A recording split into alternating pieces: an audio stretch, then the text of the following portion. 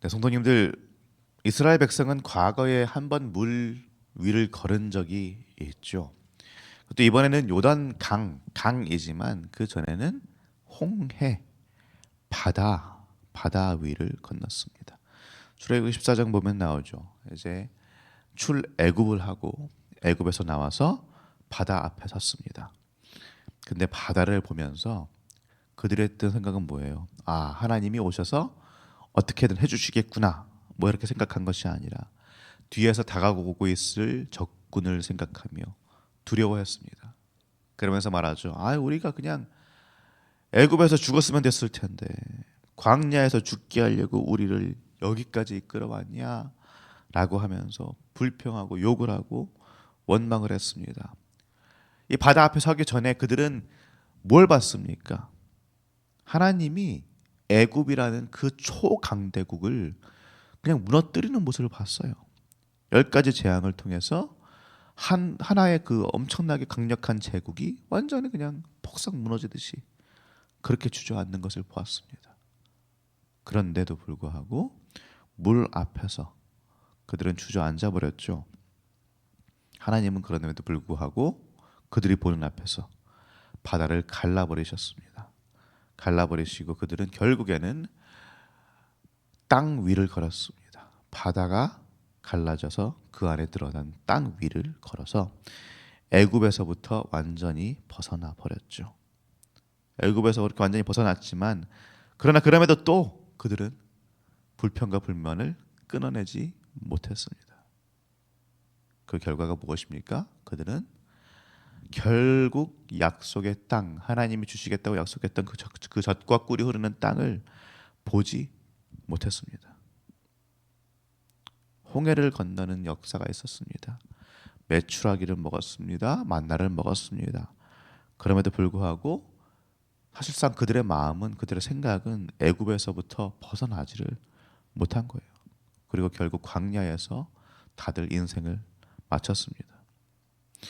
오늘 본문에 등장하는 사람들은 그들의 후손들입니다. 근데 이번엔 좀 다르죠. 그들도 물 앞에 섰습니다. 요단강. 어쨌든 범람기의 시기잖아요. 그러니까 물이 많습니다. 건널 수 있는 정도의 강은 아니에요. 그런데 그럼에도 불구하고 이번엔 많이 다릅니다. 제사장들이 먼저 하나님의 언약궤를 메고 맨 앞에 서고요. 물이 아직 그대로인데 범람하고 있는데 가라고 하니까 그냥 갑니다. 발을 물속에 탁 디딥니다. 그리고 그렇게 물 안에 발을 디디자 요단강이 멈추어 버렸죠. 뭔가 우리는 그렇게 생각하지 않습니까? 뭐가 좀 보이는 게 있어야지 가지. 그죠? 아니 뭐 보이는 게 있어야지. 내 손에 남는 게 있어야지 내가 가지. 뭐 하든지 하지. 근데 성경을 보면 그런 일이 별로 없는 것 같아요. 이 사람들은 지금 물이 마른 다음에 건넌 게 아니고요. 뭔가 좀 이거 될 것 같은데 해서 간 게 아닙니다. 그래 하나님이 가라 하시니까 그냥 간 거예요. 그리고 가니까 하나님의 임재를 따라서 그냥 물이 멈춰버린 것입니다. 그리고 오늘 말씀에 봤듯이 이들은 그렇게 그 요단강을 건너고 이제 길갈에서 진을 치게 된 것이죠. 똑같은 상황인데 어떻게 보면 양상이 완전히 다릅니다. 뭐가 바뀌었습니까? 홍해 앞에서도 분명히 하나님의 기적은 일어났습니다. 요단 앞에서도 기적은 일어났습니다.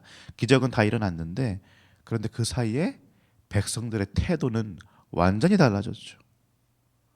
홍해 앞의 세대는 그냥 그 적군만 보고 하나님이 이제까지 하셨던 일은 보지 못했습니다. 하나님이 지금 당장도 구름 기둥, 불 기둥이 있는데 하나님의 임재하심에 대한 증거가 있는데도 불구하고 그 현실만 보는 거예요. 적군들이 몰려오고 있다. 그 현실만 보이는 겁니다. 다른 게 보이지 않는 거예요. 하나님의 임재하심, 눈앞에 뚜렷한 그 임재하심은 보이지 않는 겁니다. 그래서 두려움이 무너집니다. 그런데 요단강 앞에 선 이 세대는 어떻습니까? 지금까지 계속해서 평생 동안 하나님의 임재 없이는 설명되지 않는 자신들의 그 생명을 보았어요. 광야라는 곳에서 어떻게 살아남습니까? 아무것도 없는데. 하나님이 있으니까 살아남는 거예요. 그걸 경험하니까 하나님의 임재가 우리와 함께 있구나. 왜요? 없으면 죽으니까요. 없으면 죽은 목숨인데 지금까지 살아 있잖아요.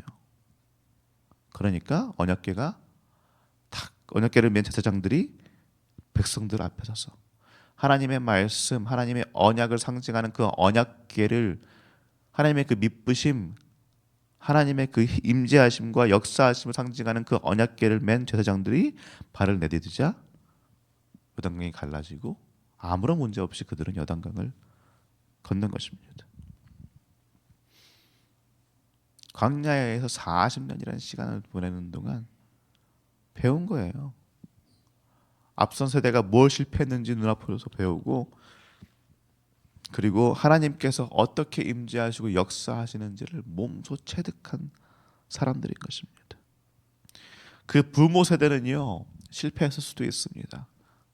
사실 이 자녀들을 제대로 완벽하게 가르치는데 실패할 수도 있어요. 그런데 그들은 직접적으로 하나님을 보고 배워서 하나님을 믿을 수 있게 된 세대들이었습니다. 신명기 말씀 보면은 모세가 계속해서 반복해서 이야기하는 것이 무엇입니까? 너희 하나님 여호와를 잊지 말고 그가 너희를 위해서 무엇을 하셨는지를 기억해라. 기억하고 너희들의 자녀들에게 가르쳐라. 계속 그렇게 말을 하지 않습니까? 사실 부모 세대는 그렇게 잘 못했어요. 그런데 이 세대는 그걸 하려고 하는 겁니다. 그거를 몸으로 체득해 왔기 때문에 이제는 하려고 하는 거예요. 그래서 여호수아는 길갈에 그 12돌을 세운 것입니다. 우리 20절에서 22절 말씀 읽어볼까요? 여호수아가 요단에서 가져온 그 12돌을 길갈에 세우고 이스라엘 자손들에게 말하여 이르되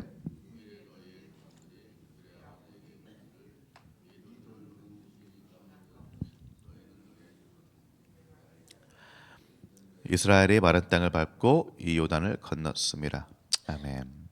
시청각 자료죠. 그냥 말로만 하는 것이 아니라 눈으로 보여주는 거예요. 이걸 봐라. 이게 증거다. 그냥 어떤 과거에 묶여 있는 그런 지식을 전달해 주는 것이 아니고요.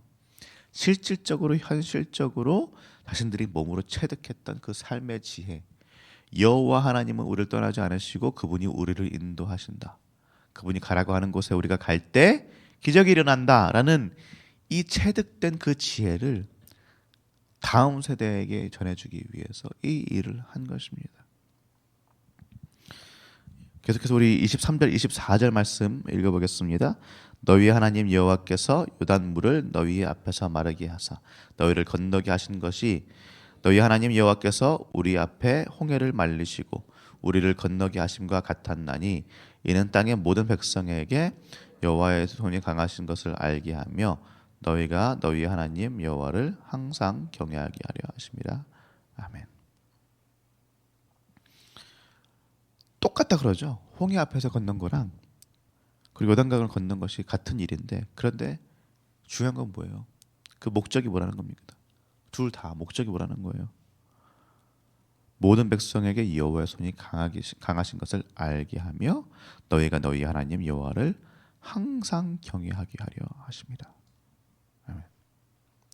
그러니까 그 목적이라는 것이 이스라엘 백성이 맨 처음에 홍해 바다를 건너고 지금 요단강을 건너고 매한 가지입니다. 그 목적이 그냥 이스라엘 백성들만을 위한 것이 아니라는 겁니다. 이스라엘 백성들이 하나님만 바라보고 하나님만 경외하기 위한 것도 있지만 또 뭐예요? 이 땅의 모든 백성에게 여호와의 손이 강하신 것을 알게 하기 위하여 여호와 하나님의 살아계심을 알게 하기 위함이라는 겁니다. 그런데 문제는 다른 건 뭐예요? 홍해를 건넌 이들은 사실상 실패했죠. 하나님이 그냥 그야말로 멱살 잡고 끌고 가시긴 했지만, 그리고 지금 이 세대는 무엇입니까? 성공한 거예요.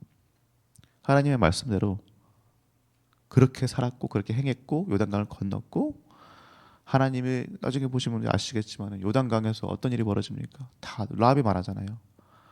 우리의 심장이 녹아내렸다. 너희들 때문에. 하나님의 강하심을 보여준 것입니다.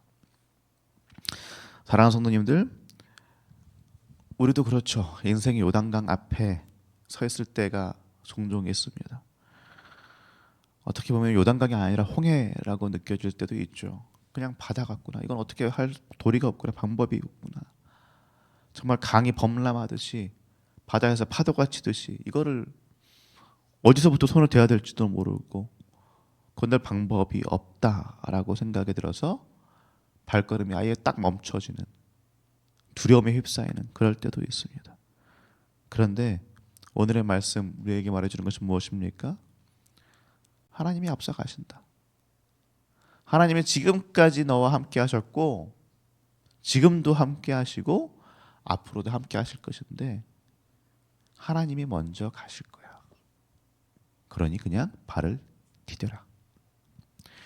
눈앞에 보이는 것이 아무것도 없다고 할지라도 손에 잡히는 것이 아무것도 없다고 할지라도 내가 이것만 있으면은 뭐 믿고 가보겠다. 그게 아니라 하나님이 말씀하시면 그냥 가면 된다. 그냥 하면 된다. 이 얘기예요.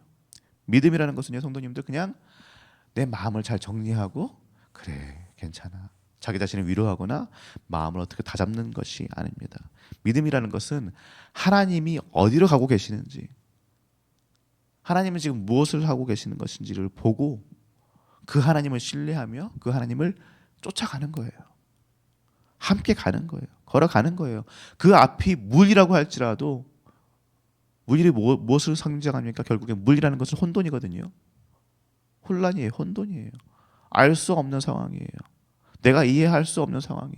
그래도 하나님이 거기 계신다면 하나님이 거기로 인도하신다면 가는 겁니다. 그렇게 우리가 할 때에 그렇게 우리가 하나님을 따라가는 그 믿음의 삶을 살 때에 나 하나만을 위해서가 아니라 나 하나만 뭐가 잘 되는 것이 아니라 그런 나의 그 행동을 가지고 그런 나의 모습을 가지고 하나님이 사용하셔서 온 세상이 하나님이 어떤 분인지 하나님이 얼마나 놀랍고 위대하신 분인지를 알게 되는 계기가 되게 될 줄로 믿습니다. 우리가 순종한다면 하나님의 말씀 앞에서 순종하고 나아간다면 하나님의 손이 얼마나 강한지 하나님이 얼마나 위대하신 분인지 온 열방이 알게 된다는 것입니다. 우리가 온갖 역경 속에서도 흔들리지 않고 하나님을 바라보며 서 있을 때 하나님을 향한 그 경외, 하나님에 대한 이해, 하나님이 얼마나 위대하신지에 대한 그 모든 경험들이 공동체 안에 우리가 속한 공동체 안에서도 살아나는 것입니다. 그러니 사랑하는 성도님들, 지금 만약 우리가 요단강 앞에 섰다면 우리도 정말 이 요단강 앞에 섰던 이스라엘 백성들이 했던 것처럼 하나님 보이는 것은 없지만 눈에 보이는 것은 망망대해 같고 몰아치는 급류 같은 요단강밖에 없지만 그럼에도 불구하고 주님께서 앞서 가심을 믿겠습니다. 믿음 없는 우리를 불쌍히 여겨주시고 믿을 수 있게 도와달라고 그렇게 기도해야 될 줄로 믿습니다. 주님의 임재하심을 따라서 발을 내딛게 해달라고 그럴 수 있는 믿음이 있게 해달라고 기도해야 될 줄로 믿습니다. 그렇게 우리가 주님만 의지하면서 믿음의 결단을 내리고 그 발을 내딛을 때 하나님께서 우리의 인생길을 열어주시고 요단강을 끊어내셨듯 홍해를 가르셨듯이 우리 앞에 길을 내시고 그리고 우리를 통해서 하나님의 그 위대하심을 만천하에 보여주시는 아름답고 놀라운 역사가 있게 될 줄로 믿습니다. 그 축복을 오늘 누리시는 우리 성도님들 되시기를 예수님 이름으로 축복합니다. 이제 주신 말씀을 가지고 함께 기도하겠습니다.